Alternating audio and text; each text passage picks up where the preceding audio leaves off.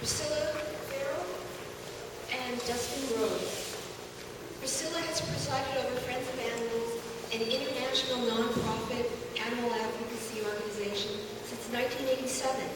She also served as president of the San Antonio Sanctuary, primarily primates, since 2007. It operates as a subsidiary of Friends of Animals.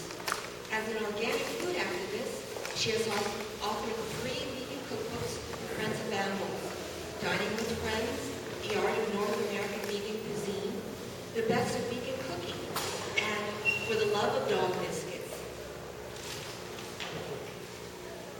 Dustin Rhodes started working at Friends of Animals in 2007.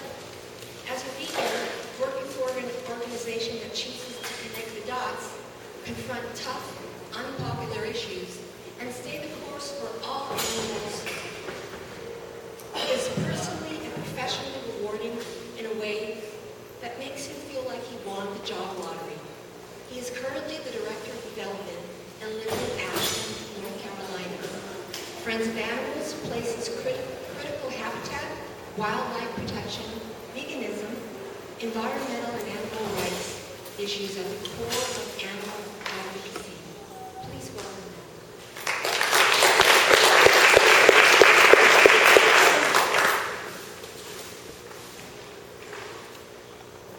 This is a declaring announcement. Humans are the most overpopulated animals on the planet, period. If it seems strange for an animal advocacy group to talk about human overpopulation, it must be said, it could easily be argued that most problems that animals face are the result of humans, and more to the point, human overpopulation is the biggest threat. Evolutionary biology says that multiplying is programmed into our DNA, a biological need to reproduce. But today, in 2016, when the world's population has reached 7.3 billion, we're here to discuss a moment of truth for human beings and pose really some important questions. How many people is too many? What about the animals with which we share the planet? What is our course of action if we're to ensure there is room for all of us? And how do humans respect animals in the process? Much of what we'll discuss today really is beyond the scope of a single presentation, and we recognize that.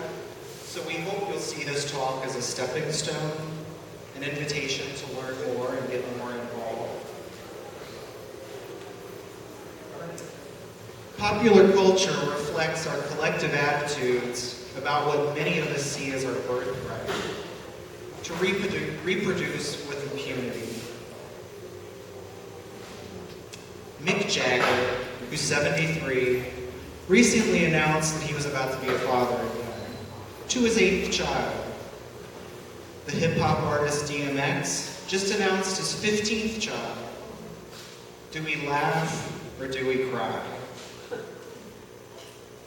In the United States, we're obsessed with lurid reality shows about outlandishly large families.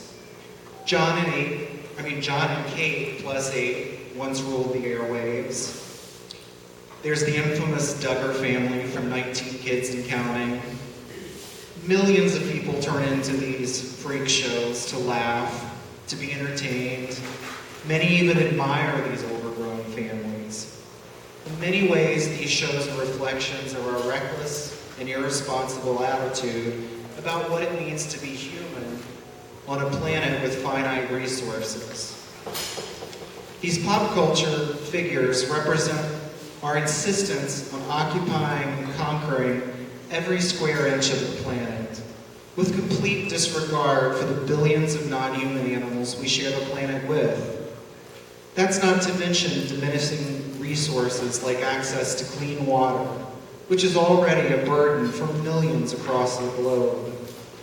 What's even more frightening is a lack of understanding about how animals and humans depend on one another for our very survival. As humans expand and continue to devour land, water, and other natural resources, we must remember that our ecosystem is complex and dynamic. Animals, both human and non-human, depend on one another.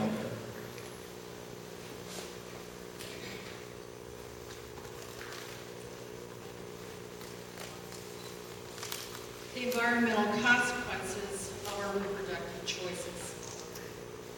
Friends of Animals has been educating the public about human population growth and how it's the single largest threat to animal life since we were founded in New York City in 1957. While the animal advocacy world has largely remained silent, others are beginning to give a voice to population control and is getting mainstream media attention in publications like Scientific American and the New York Times. Oregon State University's 2009 study called Family Planning a Major Environmental Emphasis put the consequences of having children on the table by calculating the extra carbon emissions a person helps generate by having children. The study was meant to draw attention to the overwhelming importance of reproductive choice and its effect on the environment. Here's what it revealed. The carbon legacy and greenhouse gas impact of an extra child is almost 20 times more important than some of the other environmentally careful practices people might employ throughout our lives. Things like driving a high-mileage car, recycling, or using energy-efficient appliances and light bulbs. While most of the world's population growth is taking place throughout Africa and India, industrialized countries' energy consumption levels take a large toll on the environment. The average long-term carbon impact of a child born in the U.S., along with all its descendants, is more than 160 times the impact of a child born in Bangladesh. The long-term impact of a child born to a family in China is less than 1/5 the impact of a child born in the U.S. Major American environmental groups have dodged the issue of human population control for decades, trying to avoid the bruising politics of reproductive health.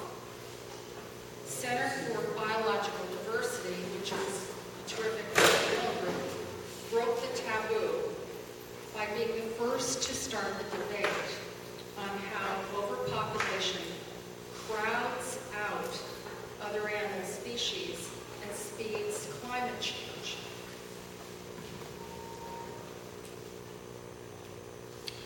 While we welcome the advocacy of environmental and family planning advocacy groups, at Friends of Animals, we think it's vital that non-human animals become a more prominent part of the conversation.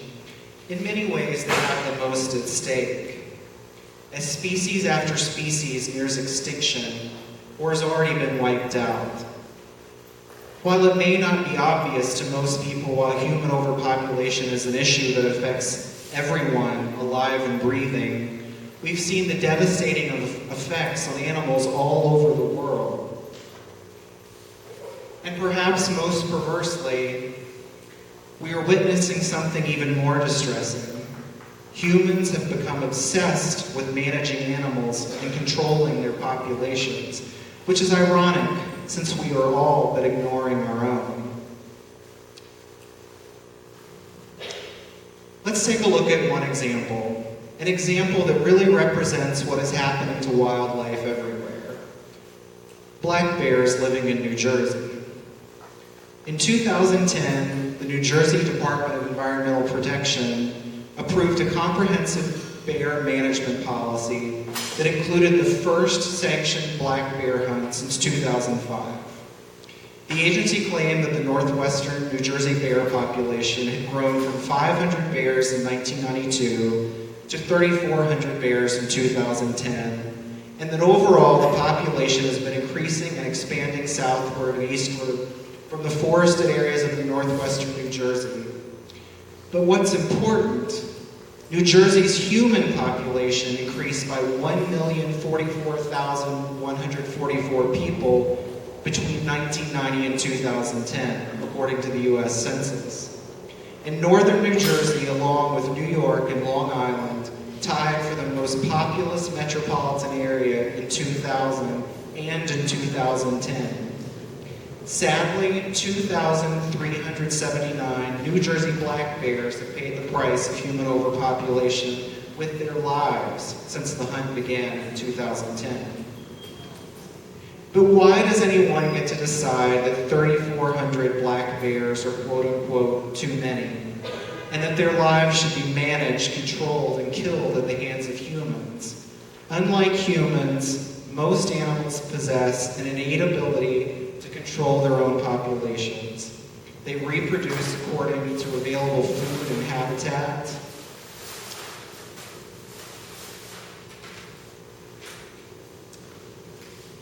Then there's the barred owls in the Pacific Northwest, a tragic situation that Friends of Animals is addressing with its wildlife law program.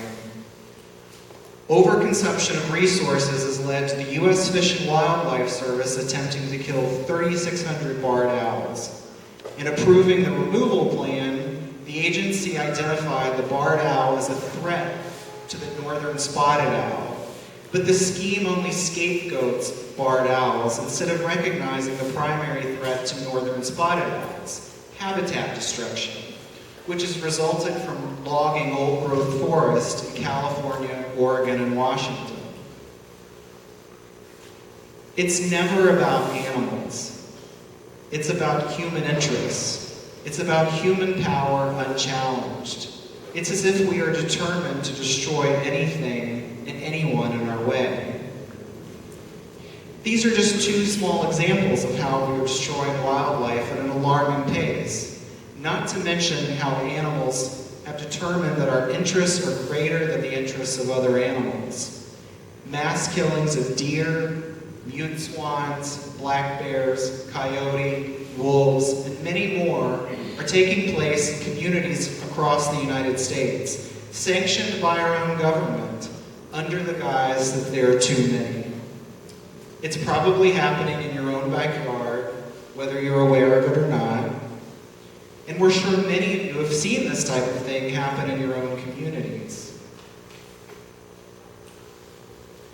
The concept of too many is arbitrary, ludicrous, fabricated, and dangerous when it comes to animals. What are we really experiencing is an increase in so-called wild animal encounters in our human communities, but it's not because animals are overpopulated. We are seeing more deer and bear in our backyards because of overdevelopment, and yes, overpopulation. Animals have simply nowhere else to go, since we are so preoccupied with destroying their habitats, which are their homes. By invading more and more habitat with our growing numbers and technology, we are considering other life on Earth to we are condemning other life on Earth to increasingly diminish lives while others continue to go extinct. So, how do we control ourselves? And what do we do? Where do we go from here? Due to births and immigration, demographers estimate that the U.S. population will grow from 311 million 2011 census people to 478 million by the end of the century. Immigration currently accounts for about 1/3 the growth rate in the United States. The New York Times alerted us to the fact that our national birth rate was at an all-time low in 2011.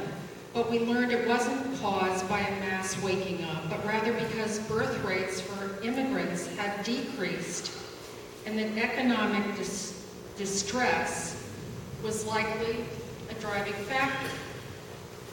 Unintended pregnancies accounts for nearly half of all births in the United States, a sobering and alarming statistic. Let me repeat that. Half of all pregnancies are unplanned. What would happen if we addressed that fact alone in a meaningful way? Which begs the question again, how many is too many? At Friends of Animals, we don't think it's helpful to be unrealistic and put out the message that the definitive answer is stop having children. We are not anti-child, we are pro-family planning, pro-contraception for humans, and pro-taking a rational approach to leading a fulfilling life, which we believe can be found whether we choose to have children or not, but we do hope to see a future where all people who have children did so by choice.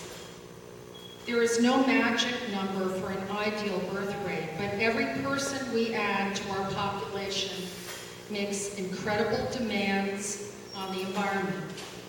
Runaway growth makes it so much harder to confront, much less stop, climate change, to feed the world, and prevent the overuse of resources. Global meat production is expected to double by 2050. Currently, farm animals now take up 70% of all agricultural land and consume 1/3 of the world's grain. In the rich nations, we consume 3 times as much meat and 4 times as much milk as people in poorer nations. Reducing human population would actually reduce most environmental impacts. How do you help save animals and the environment? That's the question. Together we can make the biggest difference by reducing the number of children we have voluntarily. If everyone strives to have no more than 2 children, the overall fertility rate would drop to 1.5. Also consider alternatives to childbirth, such as adoption, foster parenting, or sharing the responsibilities of friends or relatives' children.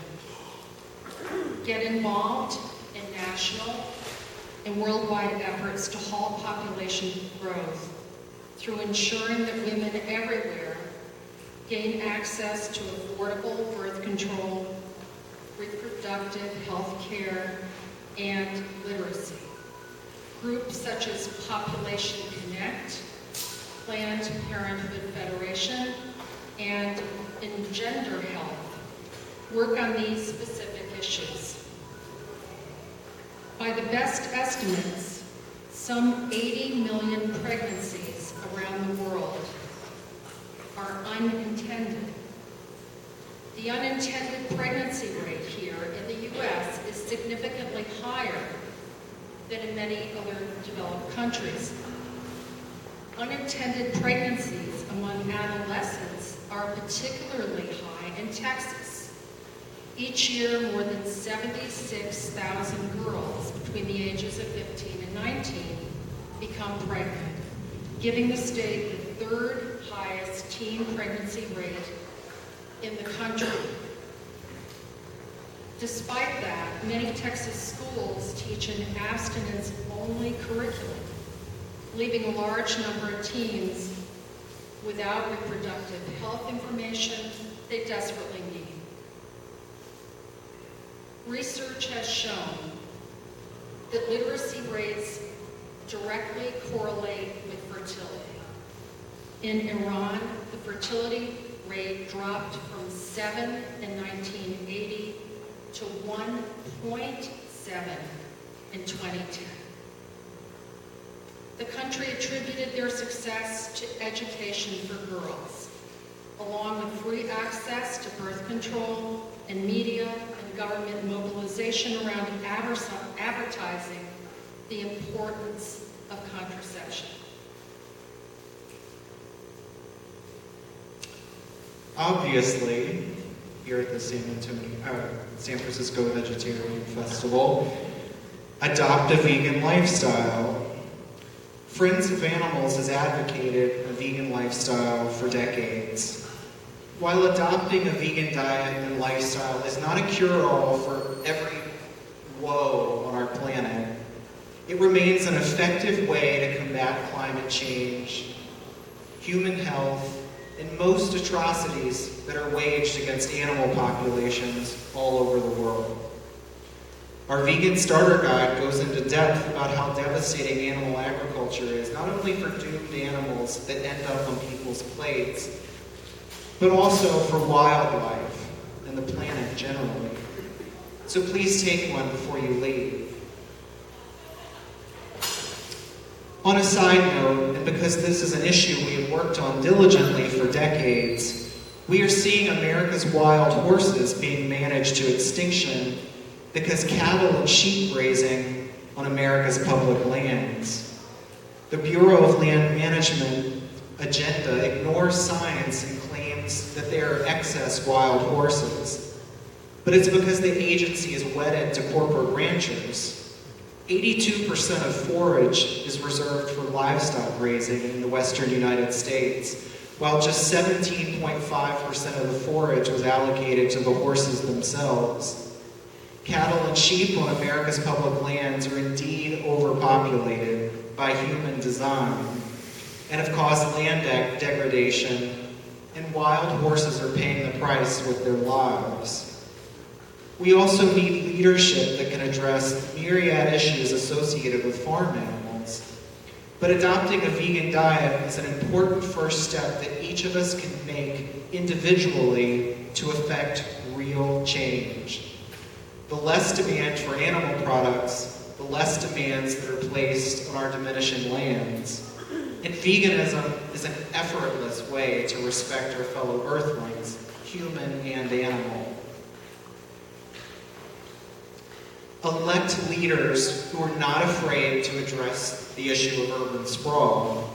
Case in point, Paul Danish, a journalist who ran for city council in Boulder, Colorado in 1975 and won, mounted a citywide referendum fight for a 2% growth limit. Boulder approved a 2% growth limitation referendum known as the Danish Plan. And while it expired in 1982, it has been succeeded by a series of similar measures, bolstered by a 55-foot height limit on all buildings, an aggressive voter-approved sales tax financed open space purchase program, and a master plan agreement with Boulder County that essentially gives the city veto power over most new development in the area. Of course, there are negative side effects to plans like this too, which are beyond the scope of this presentation. However, it's important to elect forward-thinking leaders who address overpopulation in a practical way that yields results. Support leaders who protect women's access to birth control and reproductive health care, and don't attack vital Title X funding for family planning providers here in the U.S. Low-income American women face the real threat of having crucial family planning programs defunded. We also need leaders who support U.S. aid to the United Nations Population Fund. UNFPA is a critical partner in the efforts to expand access to contraceptives and to provide women with basic reproductive health care. It cannot be overstated how important it is to defend and protect a woman's right to choose. While religious and conservative groups have used this issue to divide and conquer, it's an issue that is important throughout the world. All women all over the world should have access to birth control, period. If you're an educator, introduce curriculum that increases students' awareness of population and consumption habits and inspires them to consider their personal lifestyle choices that influence the environment. In Oregon, a high school education program called Living Within Limits has been designed by Alternatives to Growth Oregon. Population Connection offers curricula and teacher training workshops as well. There are programs in communities throughout the U.S. that are doing creative advocacy when it comes to education. And all of us should support them in our own communities. It is often said that animal rights is the next liberation movement, after women's rights, civil rights, gay rights, and more. Of course, on all issues that seek justice and equality, there is always more to do. We mustn't rest on our laurels or allow advances for one group to be diminished when fear rears its ugly head, like we're seeing rampant misogyny and sexism resurface during this election cycle. It is up to each of us to uphold the values of decency and respect. Animal rights and human rights are deeply intertwined, but animal rights cannot be divorced from the issue of overpopulation either. Overpopulation is the proverbial elephant in the room, and if we don't take action, literally and figuratively, elephants will go extinct. We'd be remiss today if we didn't also mention we have a table here, and we would love for you to join our efforts at Friends of Animals, so I hope after this talk you will come by and sign up for a membership or buy a t-shirt or talk about the points we've raised today. We have a lot of free literature. And Friends of Animals places critical habitat, wildlife protection, and veganism at the core of our mission to stop animal exploitation. And we have a lot of literature that speaks to these issues individually and in a more comprehensive way. Thank you so much for coming today. Does anybody have any questions or comments that we can answer? Oh, yeah, I was just curious what your source was, because it's like that half of all births are unplanned, and did mothers just answer a survey, like when their doctor saying yes, or unplanned, or how did we get that information? So we have a brochure that is sort of an adjunct to what we talked about today, and everything is cited in there. I figured people would ask those questions, and I can't remember all of them. Where Can did you you share all the footnotes in that beautiful brochure? Yeah, it's on our table. Thank you. And it's on our website also. So we didn't just make things up. Oh, yeah, I understand. Did you have a question? Two things.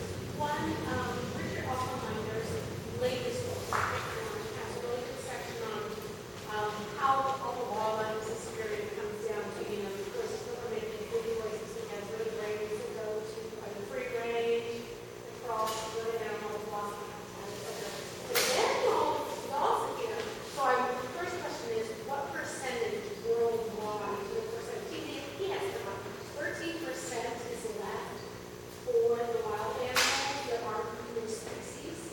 Oh, I actually don't know the specific statistics of that. that's such a good statistic. I would love to find that statistic. And then the other one is, the other question is, let's ask if they're not, like he says, the population is not the issue. It's that we eat young people. That is version of inconvenience. I think we would absolutely disagree with that, and I think the research does not bear that out, which is why we chose to talk about this today. I think what his approach and the approach I've heard for decades is not what we're presenting today. I thought it was a consumption issue entirely, right? In almost every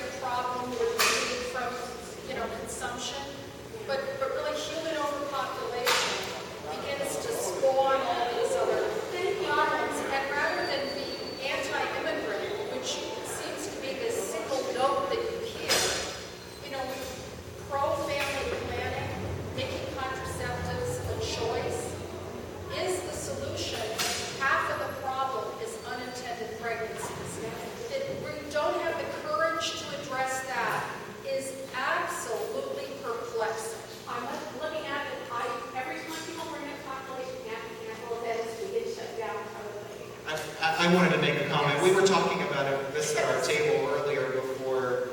This is a really hard conversation for people to have or hear, especially people who have children, which is kind of why we wanted to come here and do this together today. I have no kids. Priscilla has a daughter. You know, we didn't want to. It needs to be a more nuanced conversation. And daughter is planning to have 2 children. Yeah. Right? And so this is a discussion that People get very defensive immediately. every generation needs to hear this issue, because if you're shutting off the possibility of contraception to women in childbearing years, and you're an older person that's going along with that, you're part of that problem. And if we're not talking about personal responsibility. So, Carrie. Carrie first.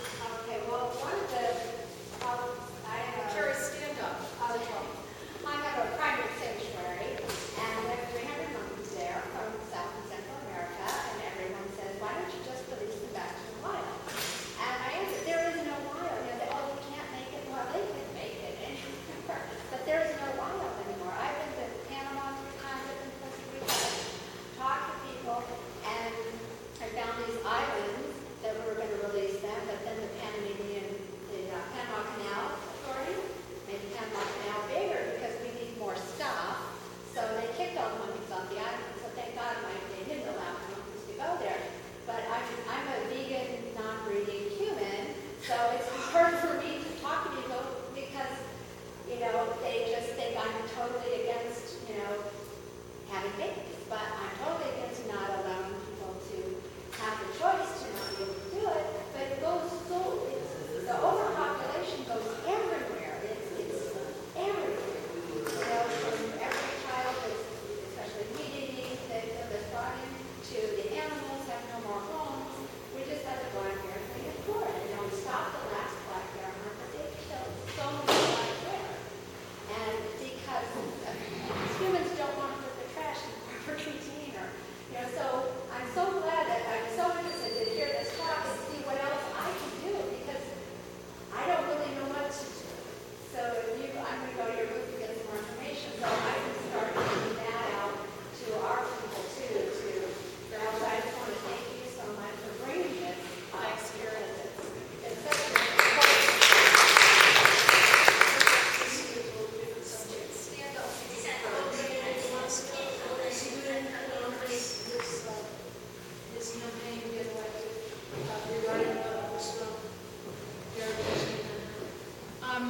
You know, de Blasio promised to ban the horse carriage trade in New York, and then he got cold feet when he realized that the carriage horse trade that was parading around Liam Neeson and various celebrities had enough clout to make him real uncomfortable.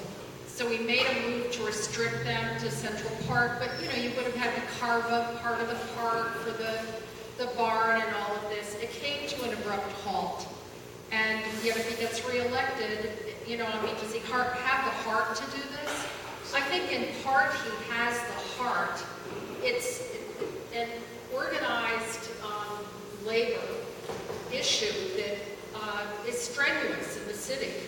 And I think because it's such a dangerous issue in the city, you can't have that many people and taxi cabs and horses all competing in a very vigorous environment and not have accidents and not have a case where, you know, people are in real danger, pedestrians can be in danger. I mean, we're going to continue to press for a ban, and I think eventually we'll get there. It came very close and then stopped. So, thanks for asking. You know, you can get it through the council, but if you've got a mayor, or in the case of a state, you've got a governor who's not going to let something through after people have passed it. I mean, this is the case in New York State with several bills we've had that have passed to protect mute swans or what have you, and then the governor vetoes the darn thing. So what is smart about lobbying, if you're doing that in any state or city, you've got to get the person at the top to be willing to allow that measure to pass if you can get both other bodies of government to support it.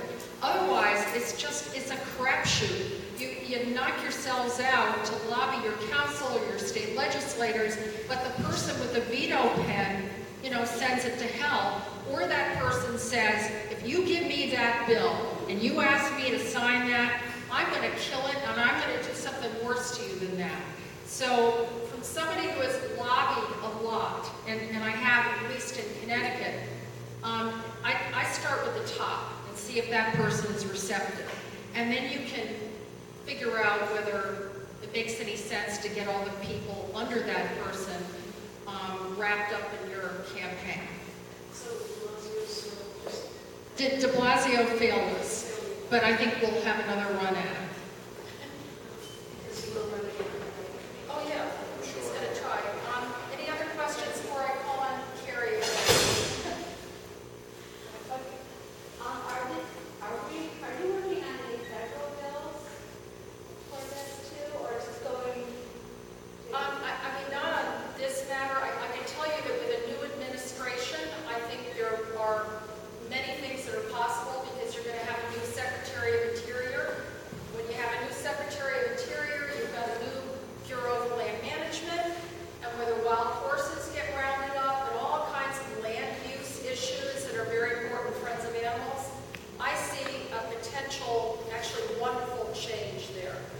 So I think after January, we've got new personnel. You'll have new personnel in Fish and Wildlife Service. I mean, when the Bush administration started, all of those vegetarians, and we knew a number of them in the Fish and Wildlife Service, left, fired, and you had NRA personnel taking over. And if you don't think that doesn't matter, whether you've got ivory trade or the position at various, treaty meetings, it matters tremendously. So the influence of that president, the current one has had a bit of a tin ear on some of the issues we care about, but, good old Barack Obama will be, leaving and going somewhere else. And you've got real potential with the person I think who will win, and she has, the heart for some of these public land use issues. That's my optimism, because if you don't have optimism, I think the alternative to that is pretty dreary. That's the energy that's, moving us. And also when they do the, like Christie and the Bears and all that. Oh, Who keeps? I mean, Governor Christie in New Jersey is, Projected hunts. Do they really count how many and then they cut it off? They don't. well, they do count, but the truth is, in the state of New Jersey, when you had John Corzine, who was governor, this was a liberal Democrat who was not in favor with the National Rifle Association, right? And he did not allow a bear hunt. In fact, every time the New Jersey legislators sent him something to approve, he blocked it. He left office. You got Governor Christie, who had an A rating from the NRA, who made it a campaign promise to bring in a bear hunt to New Jersey, and he honored that promise. That guy is gone in 2017. So then you've got a new opportunity for an administration in New Jersey that is going to be more sensitive, right? More protective.